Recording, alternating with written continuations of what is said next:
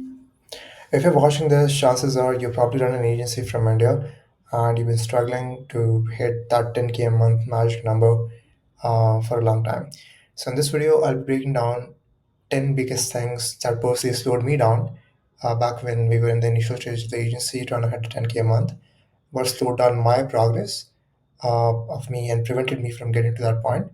So, you can avoid them and you can get to that point faster than me. So the first big thing would be overthinking the future steps instead of taking the action on the now. So what I mean by this is I see this all the time when I'm on calls with people who are running their own agencies, and even like I see this on community calls that I'm in, and all of that. It's very common. So what happens is people have a tendency of focusing on step two, three, and four before the step one is all done. So the way I think about scaling agencies is basically three pillars. First is setting appointments, then closing appointments, and then you know service delivery. But usually when we're starting out, I've noticed it's very common to have things backwards. So you would start, you know, focusing on, and again, I've seen this, I face this myself. I'd focus a lot on service delivery and making sure I have the copies, I have the arts, and all of that dialed in before I even have booked appointments on my calendar. So that's very common. So what you want to avoid is exactly doing that and just making sure you're focusing on the step one. Step one, in a lot of cases, if you're starting out, is just making sure you have at least two appointments a day, people who are booked on the calendar, and you want to have that consistently at least 5 days a week, so Monday to Friday. So over 5 days you want to have at least like 10 appointments. So weekly, if you're hitting 10 appointments, that's when you can start focusing on the closing appointments part, which is the second pillar. Because without, if you don't have enough appointments, you can't don't have enough repetitions to even get good at sales in the first place.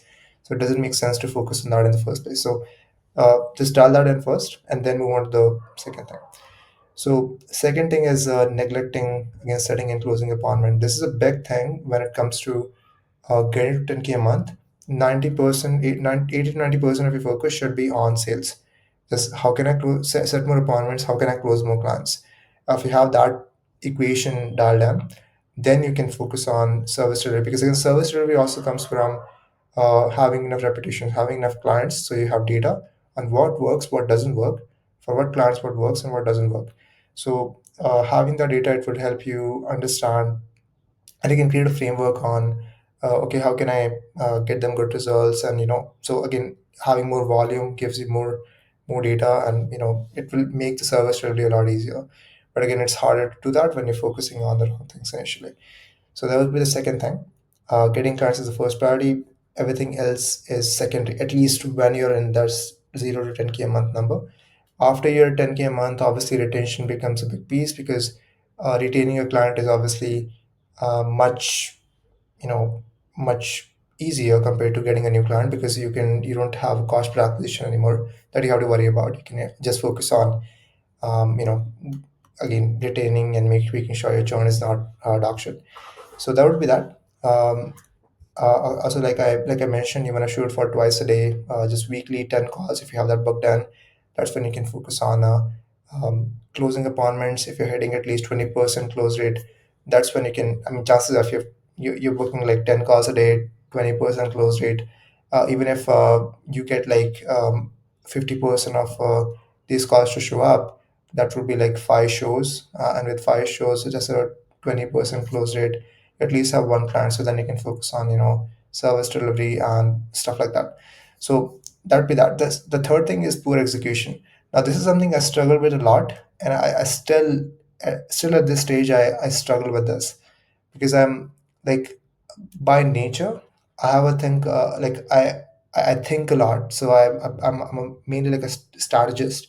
I think, plan things out, and I'm bad at execution. So, but when you're at 0 to 10K a month, it's very simple. You don't have to think about majority of the things. It's basically just putting in the actions that you already know you need to do. So 9 times out of 10, this would be, making sure you are setting a certain amount of cold outreaches a day, and making sure you're reminding you kind of following up with old leads maybe have not closed, or prospects in your follow-up list, your hot list, and making sure you're confirming the appointments the day before, you're taking sales calls. Again, it's very like sales driven, sales heavy, so you want to just execute and not overthink things. That's the big thing. I'm a overthinker by nature, so this comes difficult for me, and I'm still trying to overcome this. But the sooner you can learn this, the sooner you will be hitting the 10K a month number. Fourth thing is not tracking the key metrics, and I've been guilty of this as well. So for the longest time, I didn't have a process of system around tracking numbers, tracking key metrics, and if you don't have like tracking, like a way to track metrics and understand what's working, what's not working, it's going to be very hard to scale. Because if something is not working, you don't exactly know why it's not working. You're basically guessing. It's just a guessing game at that point. So what you want to do is you want to understand, okay, you want to measure your outreach numbers. What's your, appointment booking rate is a keystone metric, but you can chunk it down. So you can break down into, okay, out of how many DMs I'm sending, how many of them are even responding, or even, for example, like replying back to my initial message. Out of the people who reply back, I'm sending a pitch. How many of them are replying positively to the pitch? How many of them replying negatively to the pitch? Out of the people who reply positively, how many of them we're able to book in to an appointment. So if you break it down like that, you will not understand. You understand what part of the puzzle is the constraint, and you're not second guessing that anymore.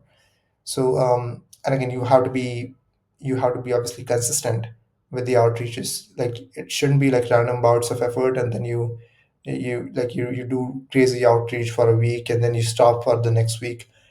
Like compounding comes from consistency.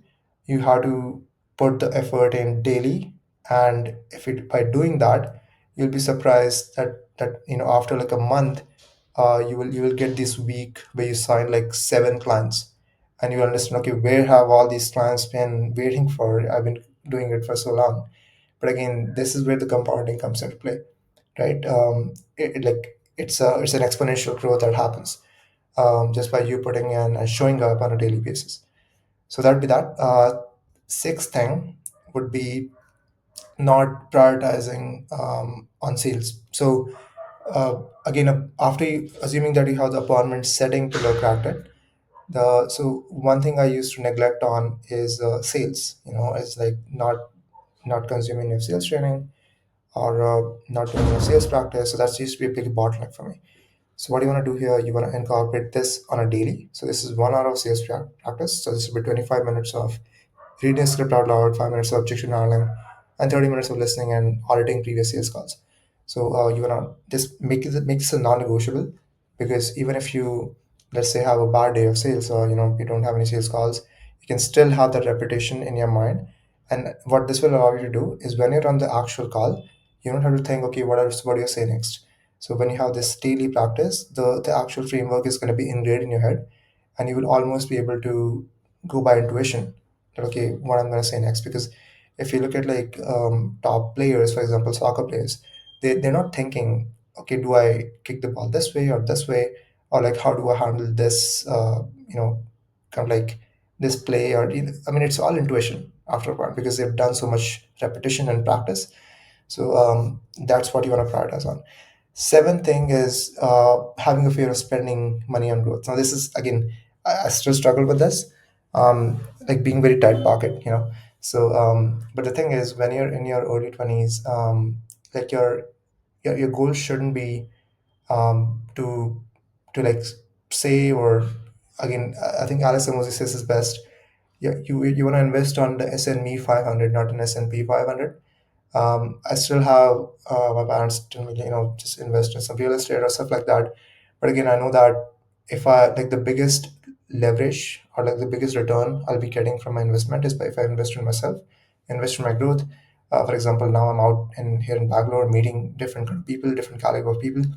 So by having these experiences, you will understand different perspectives, how different people see different things, and when you get to meet smart people, you understand their perspectives and the way they see the world and everything. So by investing in these things, it will pay much more dividends compared to if you were to invest in some stock market or like bonds or anything. So invest in yourself, invest in courses, one-on-one mentorship, paid consultations. Just invest in things that will increase your ability to make more money, because that's when you have that, nobody can take that away from you. So just invest in that. Eighth thing is going to be shiny object syndrome.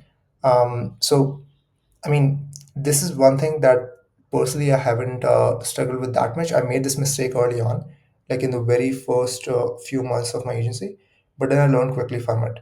But I feel like if I didn't realize this sooner, I would have still not had the 10K a month. I'm pretty sure of that, because what you do is when you switch niches, when you switch industries, it's basically ground zero. Obviously you have the skills, and you have the skills of getting appointments, sales, and everything that carries over. But again, like the industry lingo, understanding how the industry works, understanding how to talk to them, what their problems are, challenges are, that all goes to zero. So you have to again learn that again, and it's a learning curve. So you will still have to go with that that few months of being in a valley before you rise up. So just stick to one niche, one offer, instead of jumping from one things to another. Because if you just stick to one thing, and you even if you're mediocre at business, but if you stick to one thing for many years, like there's no way you will not succeed. Even if you're a little bit intentional with it. So again, that just comes down to sticking to one thing, saying no to distractions, and just knowing what you want and just going right for it. um, Ninth thing is not hiring sooner. Now this is one thing I've noticed, is again, this kind of goes back to fear of spending money on growth. I feel like I've struggled with this as well, before we hit 10K a month. So like when I say hiring sooner, again, you don't need to have like a massive team before your 10K a month, because you probably can't afford it. But it's good to just delegate the easiest to delegate task. This could be admin, or just some very low leverage tasks that you're spending a lot of time on. For me, it was the fact that I had to, when before we kind of hit 10K a month, it would just be like the repetitive tasks of, for example, every morning, I used to like check in with clients, and do some service delivery audits, and stuff like that. So I used to like that used to take up a lot of my time, like for example, editing videos for clients and stuff like that. So that's the first thing I kind of ended up delegating, because I was taking up too much of my time. It was not enough outputs, in terms of like my input. So input to output equation, it was not like the ratio between that was not that good. So but I didn't hire. I wish I would have hired sooner, because it would free up my time to plan, strategize, all these things I didn't have time for, because again, I didn't have someone who can help me with that. So 10th thing would be relying on too much in one channel. Now when I say this, I want to be careful. You don't want to have 10 different channels of outreach, because at that point you're split to 10. You won't be able to make any of them work. Again, this goes back to focusing on one thing, not having shiny object syndrome. The shiny object syndrome doesn't go with the niche only, but it's also go with the channels, and it translates across the board, and this is with all the principles here. So if you just rely on one channel, we have to realize that with every channel there's a up and down kind of a trajectory. Some weeks one of the channels will perform great, and some weeks they will dip out. So if you're only relying on one channel, and that's it for all your appointments, and you don't have a backup, when that goes down, that week you will not have any appointments or very less appointments. So again, the sales will dip out. So you like my rule of thumb is having two prospecting channels. So that one, if for example, if you're doing cold emails, and the cold email went well for the first week, second week it dipped down. But if you have a second cold DM channel as well, that will help you sustain that drop from cold email. So it's not like you've fully relied on cold email. It will help you again maintain that. But again, I would not recommend anything more than two channels, because at that point you won't have like you will be spread too thin. You won't be able to focus again on like one of the channels and again figure out what's working for you. So yeah, that was the 10 big mistakes that I made that really slowed me down on my journey to hitting 10K a month before. So yeah, I hope you got some value from this. If you guys have any questions, any ideas that you would like me to make videos on, drop a comment down below, and yeah, we'll take it from there. Thank you.